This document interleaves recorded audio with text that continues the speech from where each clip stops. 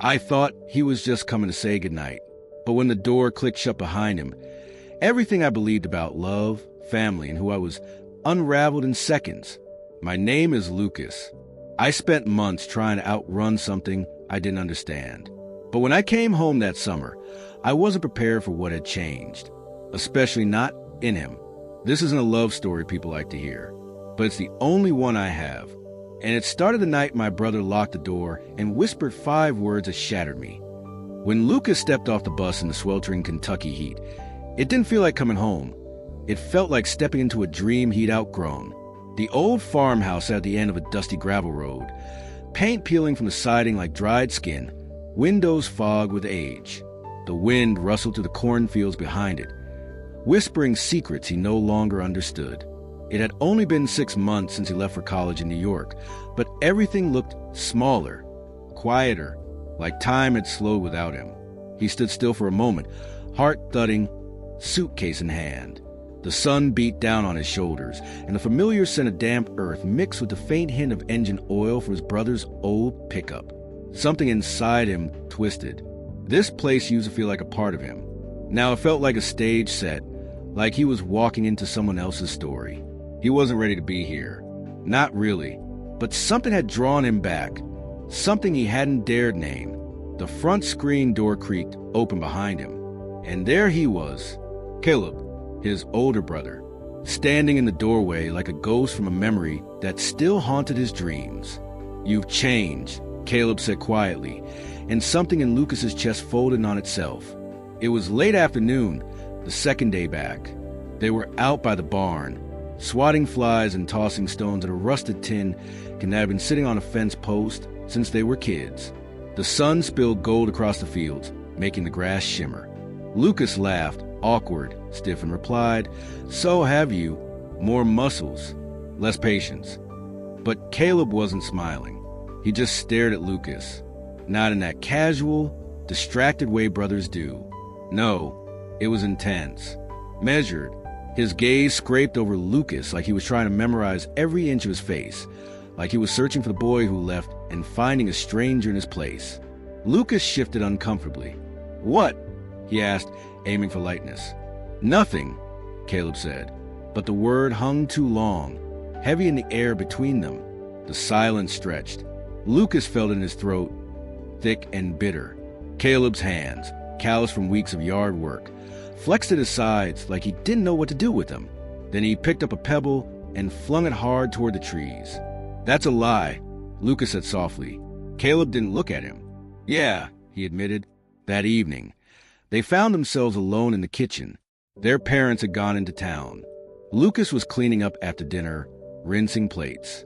Caleb stood beside him, towel slung over his shoulder, arms crossed over his broad chest. The silence was less awkward now, but it was sharper, like glass underfoot. Lucas passed him a plate, and when Caleb's fingers brushed his, it was too deliberate, too slow.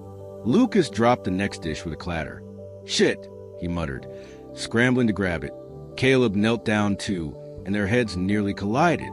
Lucas laughed nervously. "We're a mess." Then Caleb looked up, really looked up. Their faces were inches apart. Lucas could smell the soap on his brother's skin, could see the shadow of stubble along his jaw, could hear the subtle hitch in his breath. Caleb didn't move away. Neither did Lucas. And suddenly, it wasn't funny anymore. Later that night, Lucas lay awake, staring at the ceiling. The fan spun lazily above, doing nothing to cool the heat simmering under his skin. The room was quiet except for the occasional creak of the old house settling. He thought about Caleb's eyes, how they'd lingered on his mouth during dinner. Thought about the way Caleb's hand had hovered, almost reaching for him before pulling back like he'd touched fire. Lucas didn't want to think about it, but he couldn't stop. There was something unspoken between them now. A wire pulled tight, a fuse lit, and he wasn't sure who was holding the match. The turning point came 2 days later. They were in the living room, a movie playing that neither of them was watching. Caleb was sprawled on the couch. Lucas lay stretched out across the floor, his back against the cool hardwood. At some point, he shifted, climbing up onto the couch beside his brother. Their legs tangled. Neither of them moved. Caleb didn't tease him like he usually would. Didn't say a word. Just rested his arm along the back of the couch. Fingertips inches from Lucas's neck. The space between them crackled. Lucas turned his head, and Caleb was already watching him. The silence screamed. Then Caleb leaned in just slightly, barely perceptible, and Lucas didn't back away. That was all it took. The moment froze in amber, heavy and sharp. Lucas's heart hammered in his chest. And then just as suddenly, Caleb stood, walking away like the room had caught fire. Lucas sat there alone, breathless. Everything had changed, and there was no going back. The rain started just after sunset. It came suddenly, thick, pounding sheets that slammed against the tin roof and rattled the windows in their frames. The sky flashed in jagged bursts of white-blue lightning, and thunder rolled across the fields like an angry drum. Inside, the air was heavy, stifling, full of things unsaid. Lucas sat curled in the corner of the couch, a blanket thrown over his lap, pretending to scroll his phone, but reading the same line of text over and over again. Across from him, Caleb was tossing a football into the air, catching it with lazy precision. His gray t-shirt clung to his chest, damp from working the barn earlier. The fabric stretched across muscle and motion. He hadn't said much since dinner. But then again, neither had Lucas. That was how it had been lately. Every word loaded, every silence louder than it should be. You always zone out like that? Caleb asked suddenly, voice deep casual. Lucas startled, blinking. What? Caleb smirked, standing. Never mind. He tossed a football at Lucas, quick and unannounced. Lucas caught it instinctively, pressing it to his chest. A familiar gesture, childhood muscle memory. But nothing about this felt like childhood anymore. They ended up in the hallway, wrestling over who would pick the movie, like old times. At least, that's what Lucas told himself. But old times hadn't felt like this. They tussled, laughing, bumping into the walls and knocking a framed photo off its hook. Caleb tackled him, pinning Lucas against the wall, breathless from laughing. But then something shifted. Neither of them was laughing anymore. Caleb's body was flush against Lucas's, holding him still. Their breaths came fast. Too fast.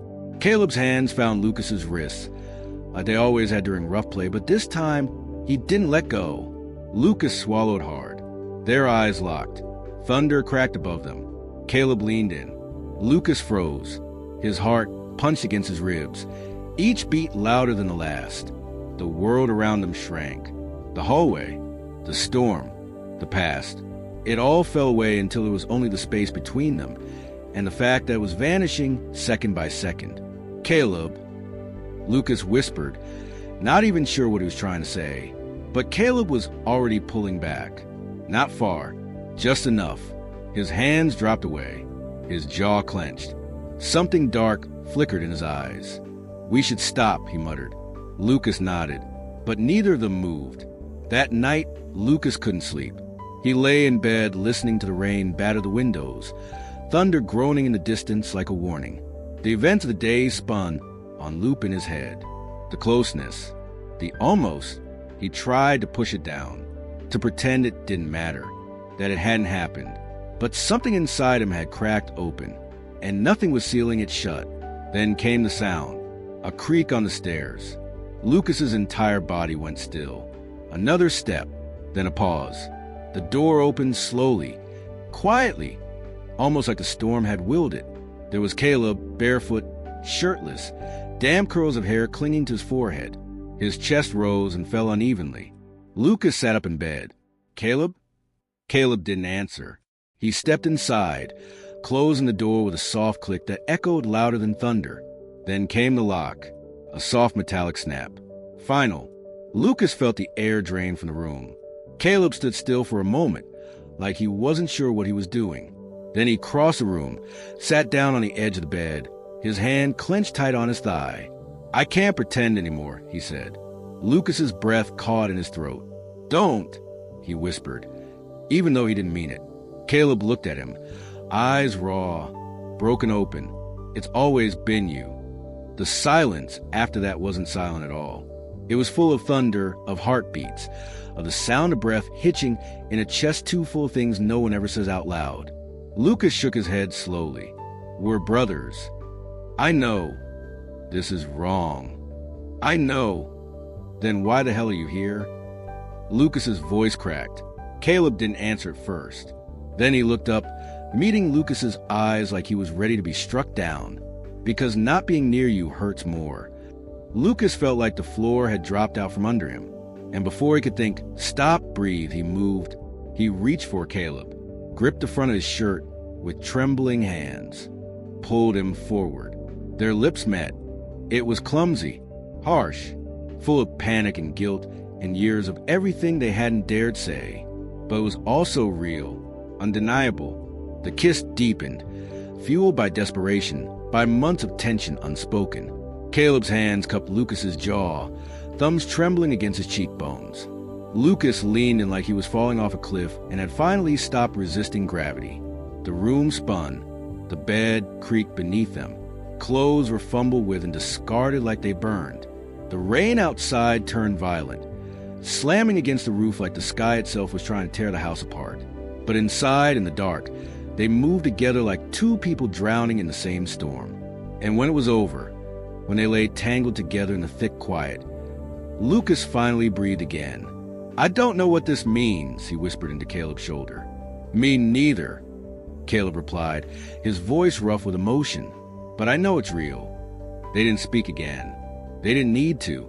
For that one moment, against all reason, against everything they'd been taught was possible, they were just two people, two souls, two hearts, finally unclenched. And the line was gone. Lucas woke before sunrise. For a long time, he didn't move, didn't even breathe too deeply. The world outside the window was still dark, but inside his room, the soft gray glow of approaching morning had already begun to settle over the tangled bedsheets, the scattered clothes, and the sleeping figure beside him. Caleb. His chest rose and fell in slow rhythm, arm draped across Lucas's waist like it had always belonged there. It should have brought peace. Instead, Lucas felt a sharp pulse of panic. What had they done? What did it mean? He turned onto his back slowly, careful not to wake his brother, and stared at the ceiling fan, unmoving in the summer stillness. His mind raced. Every second of the night before played behind his eyes like a film reel. He couldn't stop, even if he wanted to. There was no denying it. They'd crossed a line, and there was no walking it back. Lucas slipped from the bed quietly, pulled on a hoodie and jeans, and crept downstairs barefoot. The kitchen was cool, empty. Rainwater still streaked the windows from last night's storm. He poured a glass of water and stood by the sink, letting the silence crawl under his skin. He felt raw, like a nerve exposed to air. The guilt wasn't sharp. Not yet. It was low and steady, like something coiled deep in his chest. He had kissed his brother, had wanted to, still wanted to. God, the creak of the stairs made him turn. Caleb stood in the doorway, hair tousled, wearing only a pair of sweatpants. He looked impossibly tired, vulnerable. His eyes found Lucas's immediately. Couldn't sleep? Lucas said, voice thin. Me neither, Caleb replied. Neither of them moved. Then Caleb stepped forward, slowly, like approaching a scared animal. Are you okay? Lucas nodded too quickly. Yeah, I'm fine. You don't look fine. A brittle laugh escaped Lucas. Is there a manual for this? Caleb sighed, rubbing the back of his neck. If there is, I've never read it. They stood in silence again, the tension heavy. I don't regret it, Caleb said softly. Lucas's head snapped toward him. Don't say that. But it's true. Lucas clenched his jaw. We're brothers, Caleb. I know exactly who we are. Do you? Lucas stepped back. Because I don't. Not anymore. Later, out by the fence line, Lucas watched the sun rise above the fields, warm light spilling over the dew-covered grass. He used to love this view. It had always been his calm place. But now everything felt off kilter, unfamiliar, like he was walking through a memory that no longer fit. He didn't know who he was anymore. He wasn't the boy who had left for New York, full of plans and ambitions. He wasn't just someone's little brother either. He was something in between, something fractured. When Caleb joined him, he didn't speak. He just stood beside Lucas, close enough that their arms nearly touched, close enough to feel the heat between them. "I used to dream about this," Caleb said suddenly. Lucas turned. "About what?" "This moment. Not exactly like this," he amended. "But being beside you, no hiding, no lying." Lucas's stomach twisted. "That's not fair." Caleb looked at him, wounded. "I'm not trying to trap you. I'm just being honest." Lucas hated how much that honesty hurt. They tried to act normal for the rest of the day. Tried. They helped their neighbor fix a broken fence post, ate lunch in awkward silence, and argued over which playlist to put on while cleaning the garage. All the things brothers were supposed to do. But every glance, every casual brush of hands, every moment they found themselves alone, it hummed with the echo of what they'd shared, what they'd become. Lucas caught his reflection in the bathroom mirror later that evening. He looked the same, but he wasn't. There was something in his eyes he didn't recognize, something bruised and hungry. That night, they ended up watching TV again, but this time they sat on opposite sides of the couch, a gulf of space between them. Lucas pretended to be invested in the show, but he couldn't have said a single thing about the plot. His thoughts circled endlessly. He wanted to undo everything. He wanted to do it again. He wanted to rewind time and also fast forward past the ache in his chest. "What happens next?" he asked quietly. Caleb looked over, eyes unreadable. "I don't know." Lucas felt tears sting the corners of his eyes. "I hate that I want this," he whispered. "I hate what it means, what it'll do to us." Caleb didn't respond for a long time. Then he reached across the space, placing a hand over Lucas's, tentative. "I don't have the answers," he said, "but I know I'm not walking away." Later, lying awake again, Lucas stared at the ceiling in the dark. Something had changed inside him. This wasn't just a mistake anymore. It was a reality, an impossible, aching, undeniable reality. And suddenly, for the first time in his life, Lucas questioned everything he thought he knew about love, identity, and what it meant to belong. Not to a place, not even to a family, but to someone who wasn't supposed to belong to him at all. The weekend arrived with an eerie sort of stillness. Their parents packed up their anniversary trip just after noon, filling the house with the noise of zippers, car keys, reminders, and casual goodbyes. Lucas hovered by the door, watching their mom give Caleb one last hug, her arms wrapping around his broad shoulders. Their dad gave Lucas a warm pat on the back and told him not to spend the whole weekend inside. Then they were gone. Tail lights disappeared down the gravel road, dust kicking up in their wake. Lucas stood by the window for a long time after that, heart drumming hard in his chest. The silence settled like a fog, thick, heavy, humming with the weight of something unspeakable. He wasn't alone in the house. Not really. Caleb was here, and for the first time in their lives, there was no one else around to keep them from crossing lines they already couldn't seem to avoid. It started small. They moved around each other like magnets with flipped poles, repelled by logic, drawn by something else entirely. They played it cool, too cool. Lucas retreated to the kitchen to clean. Caleb vanished outside to toss the football into the air alone, but the space between them buzzed. Every step out of sight was still within gravity's pull. By sunset, the sky flared gold and purple. Lucas sat on the porch steps, sipping from a soda can, trying to calm the storm inside him. The real one had passed days ago, but inside his chest, the pressure hadn't eased at all. Caleb joined him a minute later, dropping down beside him with a groan. "You good?" Lucas didn't answer right away. "Are you?" Caleb smirked, eyes distant. "Define good." They both laughed, too hard, like it was either laugh or explode. Eventually, they ended up in the backyard. The football came back out. Tossing it back and forth under the dimming sky gave them something to do, something safe, something normal, until Caleb threw harder, and Lucas threw back harder, until it stopped being about the game, until Caleb charged. Lucas barely had time to blink before Caleb tackled him to the grass. They landed in a tangle of limbs, the football forgotten, their laughter dissolving into breathless silence. Caleb didn't move. Neither did Lucas. The air grew thick. Caleb's body pressed into his. Hot, heavy, unavoidable. Lucas stared up at him, heart slamming. "Don't," he whispered, but he didn't mean it. And Caleb knew. His hand slid to Lucas's wrist again, just like it always did. But this time he didn't pull away. They didn't kiss. Not then. But something passed between them in that moment. A shift, a surrender. Caleb rolled off him slowly, lying flat on the grass beside him, eyes locked on the clouds overhead. "I'm scared," he admitted. Lucas blinked. "Of what?" "Of what happens if I let this keep going? And what happens if I don't?" Lucas turned toward him. "That makes two of us." The night swallowed them. They grilled frozen burgers on the back patio, argued over a movie, and collapsed onto the living room couch like they used to. Except it wasn't like they used to. Not at all. Caleb sat closer. Lucas didn't move away. Their thighs brushed, their shoulders pressed. And when Lucas reached forward to grab the remote, he stumbled, landing halfway in Caleb's lap. Time stopped. He could hear Caleb's heart beating. Or maybe it was his own. He didn't lift his head.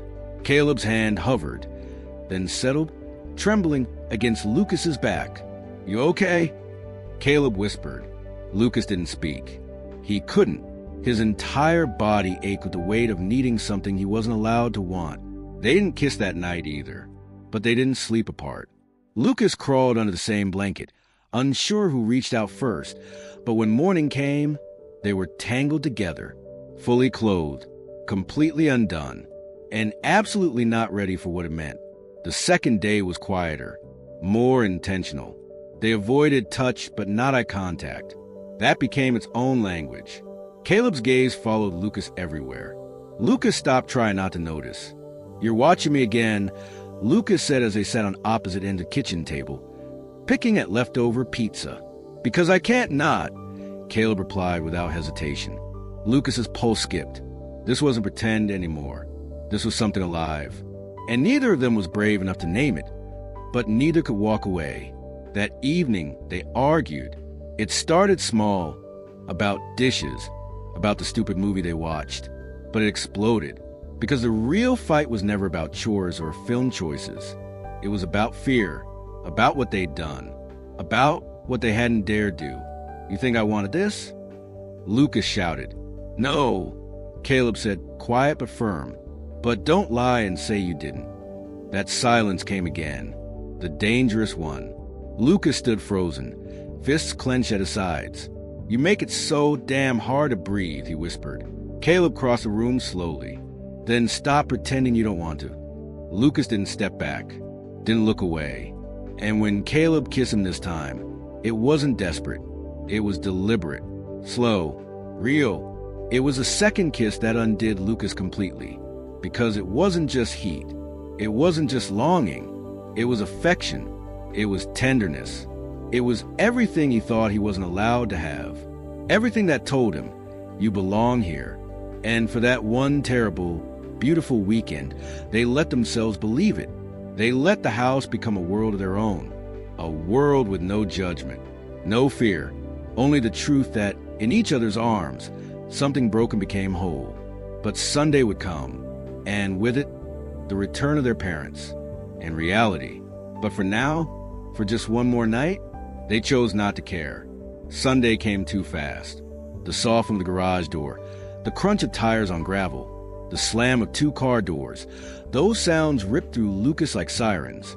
He stood at the top of the stairs, stomach in knots, heart a thudding mess of fear and guilt.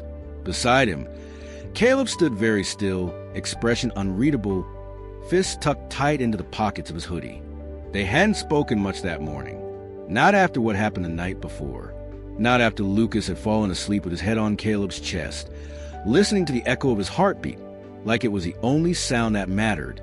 Not after the kiss in the hallway. Not after what came next. Sheets tangled, lips bruised, secrets spilled like broken glass across the floor. And now, their parents were back. The spell had shattered. The real world had returned. "Act normal," Lucas whispered. Caleb didn't reply. He didn't have to. His silence said everything. Downstairs, their mom called out cheerfully, "Boys?" We brought donuts. Lucas descended first, hard hammering behind every step. He smiled too wide, laughed too easily, answered questions about his week like he wasn't falling apart inside. He felt like a stranger in his own skin.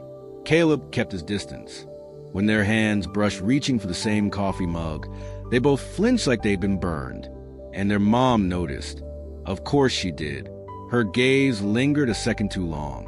Her brows pinched slightly, like she was trying to solve a puzzle without all the pieces. Lucas looked away. That night, Lucas shut the door to his bedroom and locked it, just for himself. He didn't want to talk. He didn't want to see Caleb pacing the hallway or hovering by the door, trying to find a way in without knocking. He sat on his bed, staring at his reflection in the darkened window. What was he now? Not just someone's little brother. Not just a college kid on summer break. He had crossed a line. He had kissed Caleb. He had loved it. He had wanted it. Still wanted it. And that truth terrified him.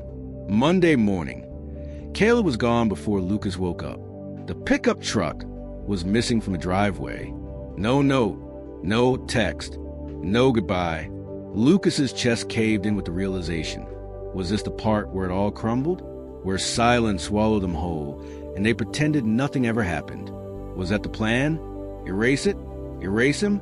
He wanted to scream. Instead, he washed the dishes. 3 days passed before Caleb returned. Lucas heard the truck rumble down the gravel road at sunset. He stepped outside before his brother even shut the door. You left, Lucas said. Caleb looked exhausted. Yeah, I had to. Lucas's eyes narrowed. Why? To forget? No, Caleb said. To breathe. They stood in the driveway, crickets chirping in the long grass, fireflies blinking around them like slow, golden confessions. I thought we were in this together, Lucas said, his voice breaking. Caleb stepped closer. We are. Then why does it feel like you're running away? Because I don't know how to be with you and not hate myself for it. There it was. The shame. The ache Lucas had been carrying since the first moment he realized he wanted things he was never supposed to want. You think I don't hate myself, too? Lucas whispered. Caleb looked up, startled. Lucas's eyes filled with tears. Every time I think about it, I want to crawl out of my skin. But then I remember the way you look at me, like I matter, like I'm not invisible. You're not invisible, Caleb said, voice cracking.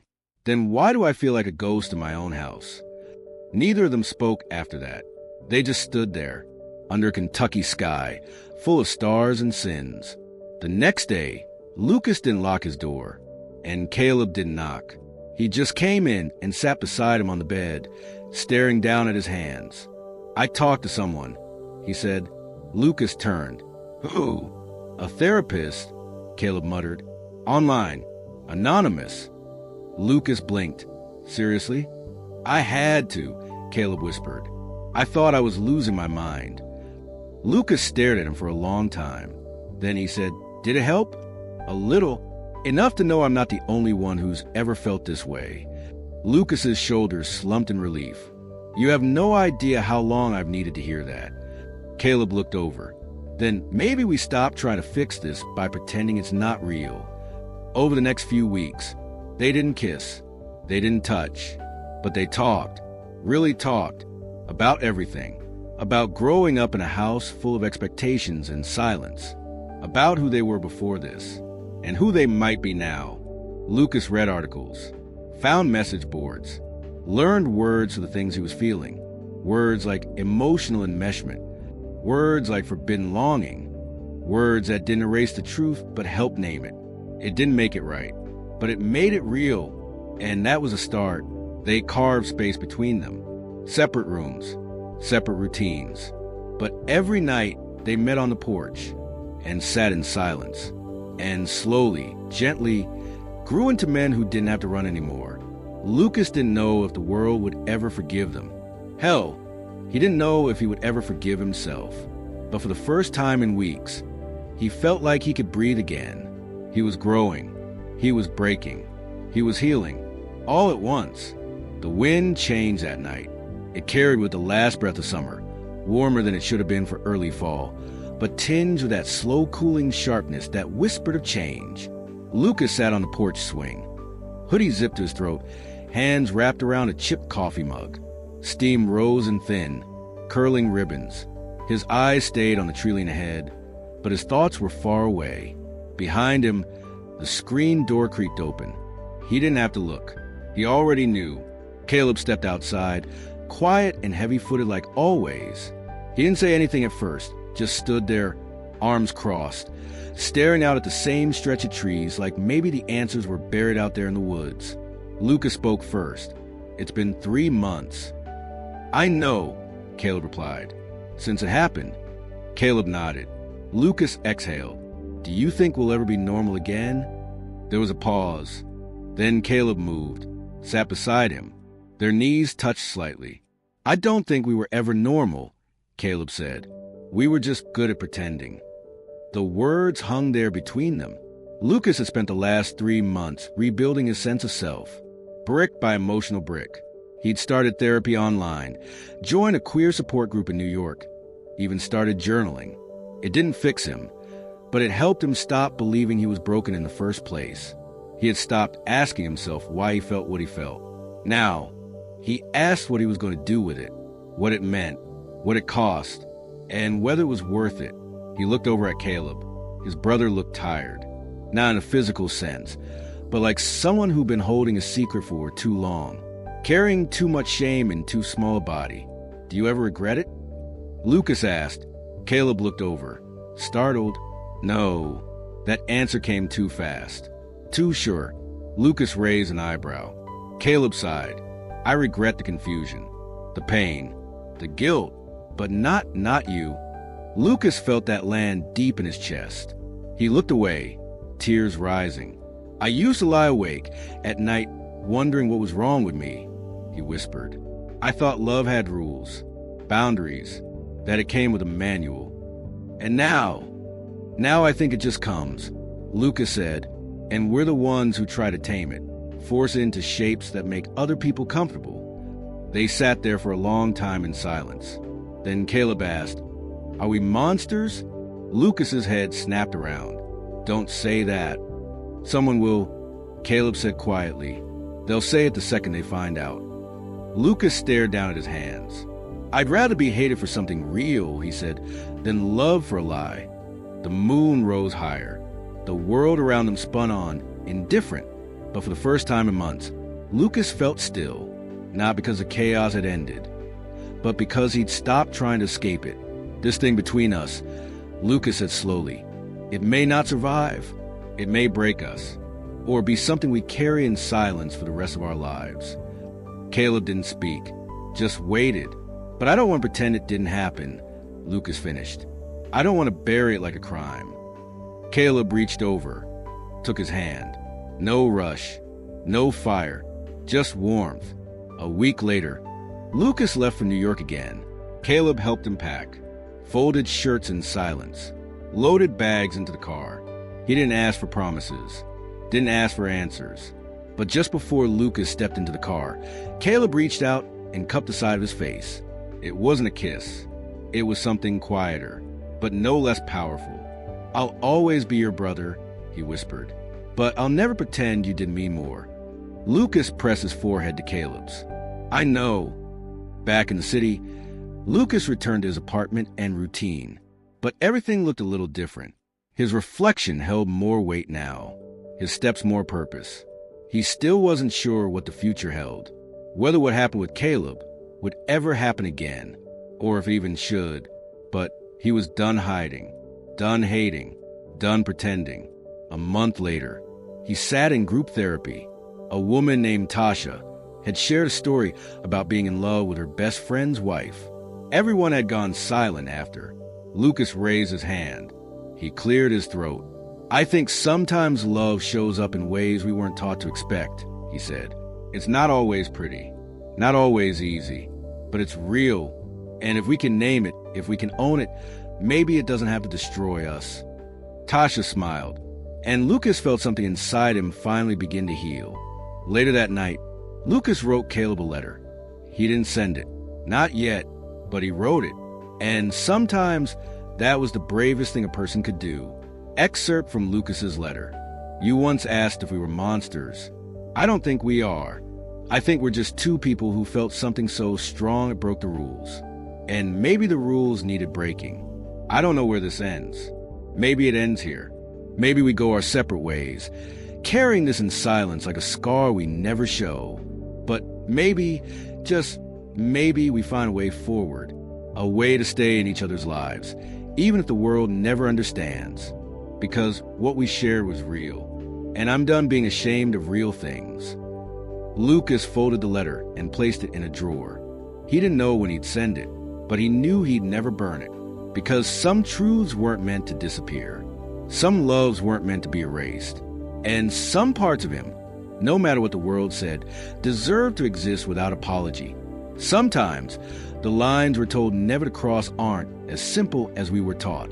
Love, connection, and identity don't always follow the rules society hands us. They grow in silence, in shadows, in places we never expected, between people who aren't supposed to feel anything but distance. Lucas and Caleb's story isn't about right or wrong in black and white. It's about the impossible in-between, the longing that lives inside us even when it terrifies us, the ache of being seen and known, and the shame of wanting something you were never allowed to name. What they experienced was raw, human, and painfully real. Their journey wasn't about romance. It was about truth. The truth that pretending doesn't make feelings disappear. That guilt doesn't erase love. That sometimes healing begins when we stop hiding from the world, from each other, and most of all, from ourselves. Not every story like this ends in peace. Many are hidden forever, buried under shame and fear. But if you're struggling with feelings you don't understand, whether about family, love, identity, or boundaries, you're not alone. Reach out, talk to someone safe, a therapist, a support group, even a stranger online who listens. Because pain held in silence turns toxic, but truth, when spoken, can begin to heal. It's okay to not have all the answers. What matters most is that you allow yourself the space to feel, to reflect, and to grow without judgment, because you deserve that much. Have you ever struggled with a feeling that scared you? What did you do with it? Share your story in the comments. Someone else out there may need to hear it. If this story moved you, consider subscribing. We tell real stories, honest ones, the ones people are afraid to say out loud.